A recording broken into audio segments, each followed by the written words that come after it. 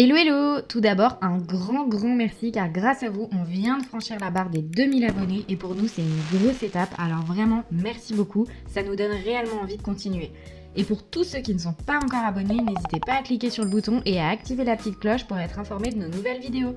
Aujourd'hui, nous allons parler encore d'un sujet important, on va revenir sur la déclaration d'impôt annuelle, mais cette fois pour éplucher plus précisément les déductions autorisées. D'ailleurs, si jamais vous préférez, nous avons un article dédié concernant chacune des déductions propres au canton de Genève, de Vaud et du Valais sur notre site, que je vous mets en description. Et oui, parce que les déductions, enfin surtout les montants, peuvent différer entre les cantons. Maintenant, vous le savez probablement, mais en Suisse, il existe 3 niveaux d'imposition, les communes, les cantons et la confédération. Ce mécanisme à 3 niveaux va inévitablement créer des divergences entre les déductions autorisées au sein des cantons et celles autorisées au sein de la confédération. Par chance, les déductions fédérales sont exactement les mêmes que vous viviez à Neuchâtel ou à Schwyz. En revanche, les déductions cantonales et communales peuvent varier plus ou moins légèrement d'un canton à l'autre. Nous allons donc nous concentrer sur les principales déductions que l'on rencontre dans la plupart des cantons. Alors au programme, on va commencer par les cotisations sociales et le salaire net, puis on poursuivra avec les déductions professionnelles, les déductions plus générales pour votre ménage, les déductions liées à votre situation familiale et on terminera avec les déductions liées à vos biens immobiliers. Bon, on a du pain sur la planche. Comme d'habitude, je vous propose un exemple fil rouge afin de vous aider tout au long de cette vidéo. Alors, je m'appelle Zoé, comme vous le savez, je travaille chez FBK Conseil pour un salaire annuel de 70 000 francs brut. Mon lieu de travail est à Lausanne et je vis à Puy.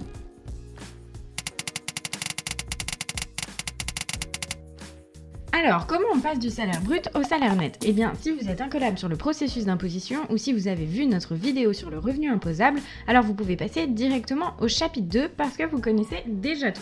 Et pour les autres, c'est parti. Alors, en Suisse, vous allez négocier un salaire brut plus potentiellement des rémunérations variables, mais ce salaire brut ne sera jamais versé entièrement sur votre compte en banque. Ce salaire va être partiellement grignoté par les cotisations sociales.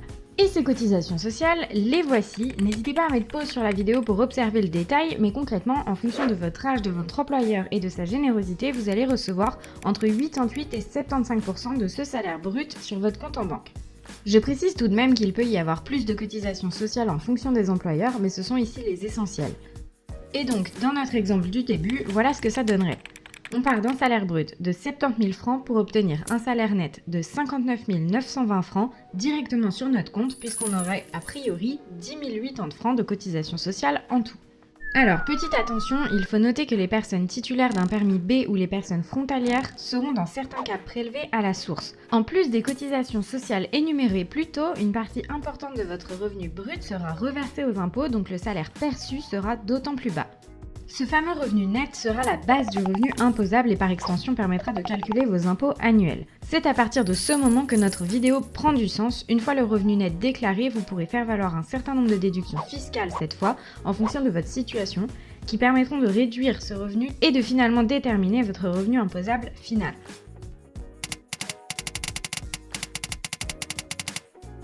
Alors ça y est, décortiquons enfin ces fameuses déductions fiscales en commençant par les déductions fiscales professionnelles. Concrètement, il s'agit de déductions directement liées à votre travail qui font que sans elles, vous ne pourriez pas travailler correctement. Tout d'abord, on a les frais de repas, il faut bien manger quand on est au travail, et vous avez le droit de déduire un certain montant pour tous les jours où vous deviez être présent au bureau sans avoir la possibilité de rentrer manger chez vous. Cette déduction est valable pour autant que votre employeur ne participe pas à ces frais et que vous ne faites pas de télétravail. Attention tout de même, certains cantons comme Genève typiquement imposent une limite de distance entre le lieu de travail et le lieu de vie pour bénéficier de cette déduction. En gros, s'ils estiment que vous êtes assez proche de la maison pour rentrer manger chez vous, ils n'accorderont pas la déduction. Dans notre exemple qui est dans le canton de Vaud, je ne télétravaille pas, je mange au bureau tous les jours et c'est moi qui paye pour mes repas, donc j'ai le droit à la déduction maximale qui est de 3 200 francs par année. On a ensuite les frais de transport, ce sont les frais que vous allez engager pour vous rendre sur votre lieu de travail. En fonction du moyen de locomotion, donc transport public, la voiture ou bien le vélo, etc., une certaine somme pourra être déduite. Ce ne sera pas la même. Le canton de Vaud est assez généreux pour cette déduction, à l'inverse de Genève qui est très sévère. Dans notre exemple, je vis à 5 km de mon lieu de travail et j'y vais en bus. Dans le canton de Vaud, la déduction pour les transports en commun dépend de la distance et voici le tableau qu'ils utilisent pour la déterminer. Donc pour un trajet aller simple de 5 km, j'aurai droit à une déduction annuelle de 1 669 francs. On trouve ensuite les autres frais professionnels. Presque tous les cantons offrent cette déduction forfaitaire qui permet, sans justificatif, de déduire tous les autres frais professionnels que vous pourriez avoir durant l'année, que ce soit des outils, des habits, du matériel informatique, etc. En règle générale, cette déduction est calculée sur la base de votre salaire net. Vous avez le droit de déduire 3% de votre salaire net, mais au minimum 2000 francs et au maximum 4000 francs pour une année complète. Donc, comme 3% de mon salaire net qui est de 59 920 francs donne 1797 francs, j'aurai droit à la déduction minimale de 2000 francs, ce qui est plutôt cool. Je viens de vous parler de la déduction forfaitaire pour les frais professionnels, mais il faut savoir que vous pouvez choisir de déclarer le montant effectif de vos frais professionnels. Donc très concrètement, si vous savez que les 3% offerts par l'administration fiscale ne sont largement pas suffisants pour couvrir vos dépenses réelles de l'année fiscale concernée, alors vous pouvez aussi faire la liste de tous les frais que vous avez eus et déduire ce montant-là. Le seul inconvénient avec ce choix, c'est qu'il faut apporter toutes les preuves de vos dépenses. Et on trouve également la déduction pour horaires irréguliers. Donc, typiquement, certains corps de métier obligent à travailler de nuit ou selon des horaires spéciaux et pour cette raison, une déduction supplémentaire peut être demandée. Et dans notre exemple, je n'ai pas d'horaire irrégulier, donc je ne pourrai pas appliquer cette déduction. Maintenant, si on résume un peu cette première partie sur les déductions professionnelles, il faut retenir que finalement, si vous avez payé quelque chose de votre poche qui sert uniquement à l'exercice de votre travail, vous devriez pouvoir le déduire dans la limite des règles fixées par votre canton de résidence, évidemment. Et donc dans notre exemple, on va pouvoir appliquer toutes ces déductions professionnelles à notre revenu net, ce qui le diminue à 53 051 francs et il devient donc notre revenu imposable et on va poursuivre avec les autres déductions pour le réduire au maximum puisque c'est le but pour payer le moins d'impôts possible.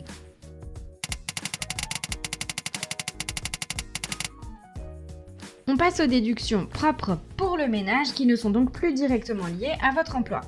On commence avec la déduction de l'assurance maladie. Dans tous les cantons, vous pourrez déduire votre assurance maladie ou en tout cas une partie.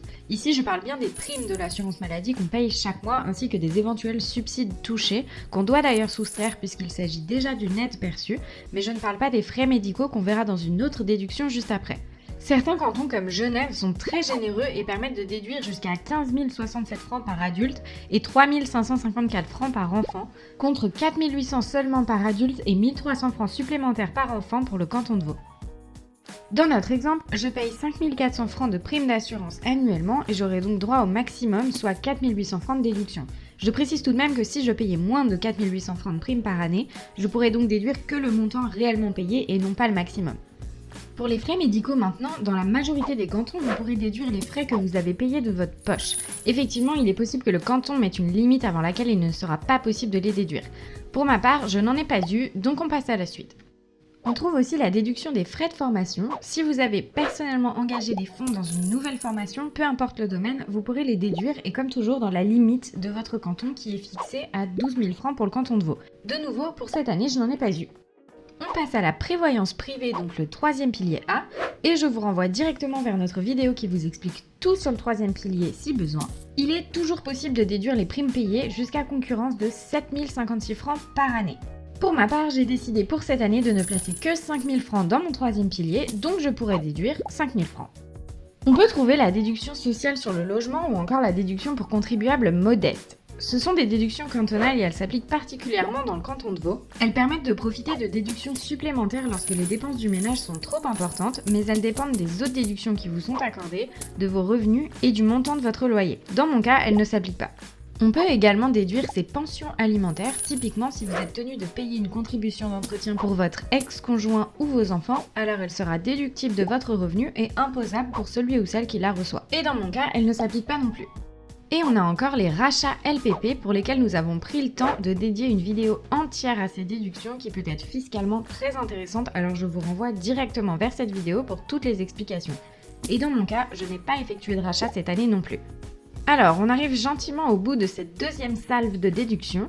Ici, je vous ai présenté les principales et les plus importantes, mais il en existe d'autres en fonction des situations propres à chacun. Et si on reprend notre petit calcul du revenu imposable en parallèle, grâce aux déductions professionnelles, il avait diminué à 53 051 francs. Et donc maintenant, grâce aux déductions propres au ménage pour ma situation, il descend encore à 43 251 francs. Pour le calcul du revenu imposable, vous avez compris le principe, vous déduisez toutes les déductions qui s'appliquent à votre situation. Je laisse cet exemple de côté pour cette vidéo et on continue avec la suite des déductions.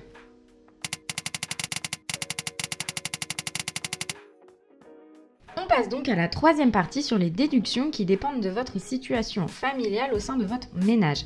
Donc typiquement si vous êtes marié ou pas, si vous avez des enfants, etc.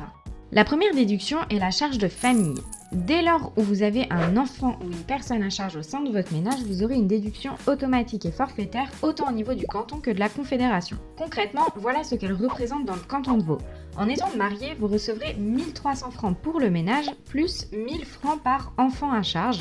Et si vous êtes parent seul, vous recevrez 2800 francs plus 1000 francs aussi par enfant à charge. Et si vous avez une situation particulière avec des enfants, alors elle sera déterminée au cas par cas.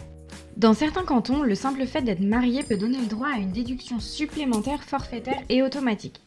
Ensuite, on a la déduction sur le revenu du conjoint. En gros, si vous êtes mariés et que vous touchez tous les deux un revenu professionnel, cette déduction s'inscrira automatiquement dans votre déclaration d'impôt. Les montants varient en fonction des cantons. Typiquement dans le canton de Vaud, elle est de 1700 francs et à Genève, elle est de 1000 francs et ne s'applique que sur le revenu le plus bas des deux.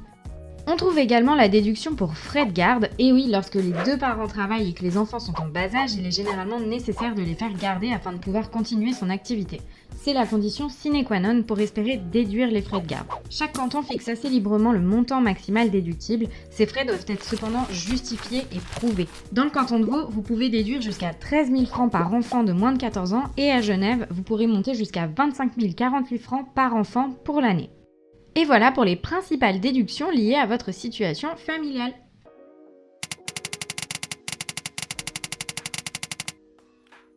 Dans cette dernière section de déduction, on va donc se concentrer sur vos biens immobiliers, parce qu'être propriétaire donne lieu à de nombreuses dépenses et par chance, certaines sont déductibles. Notamment les frais d'entretien. Effectivement, que vous mettiez en location votre bien immobilier ou que vous viviez dedans, il est tout à fait possible de déduire tous les frais qui vous permettent de maintenir la valeur de votre bien immobilier. A contrario, les dépenses effectuées dans le but d'augmenter la qualité de votre bien, donc la construction d'une piscine par exemple, la création d'une véranda, l'ajout d'un étage, etc., ne sont pas déductibles du revenu mais uniquement de l'impôt sur le gain en capital lors de la vente. On peut déduire aussi les intérêts hypothécaires. Si vous avez contracté une dette pour financer l'acquisition de votre bien immobilier, eh bien l'intégralité des intérêts que vous payez sur ce prêt seront directement déductibles de votre revenu imposable. On trouve la déduction de l'impôt foncier également, car quand on détient un bien immobilier en Suisse ou même à l'étranger, il est courant de devoir payer un impôt simplement parce que l'on possède ce bien. Eh bien bonne nouvelle, cet impôt dit foncier est aussi déductible.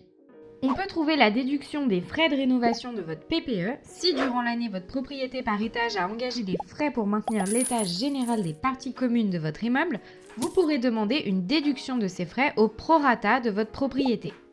Et on a encore la déduction des frais de location ou de gérance. Typiquement, si vous avez mandaté une société pour gérer la location de votre bien immobilier, vous pourrez donc retrancher leurs frais du revenu perçu. Bon, je crois que ça fait déjà pas mal. Maintenant, vous avez un aperçu des principales déductions fiscales autorisées. Gardez en tête que ça reste une liste sommaire et qu'il existe d'autres déductions supplémentaires, mais ça fait déjà un bon résumé. En tout cas, j'espère que cette vidéo aura pu vous éclairer un peu en cette période fiscale. N'hésitez pas à utiliser notre plateforme en ligne pour réaliser votre déclaration d'impôt. Je vous mets toutes les infos en description. Et comme d'habitude, nos infos de contact sont juste ici si besoin. Et bien évidemment, n'hésitez pas à poser toutes vos questions en commentaire ou à nous suggérer des idées de vidéos si vous en avez. Et sur ce, ciao!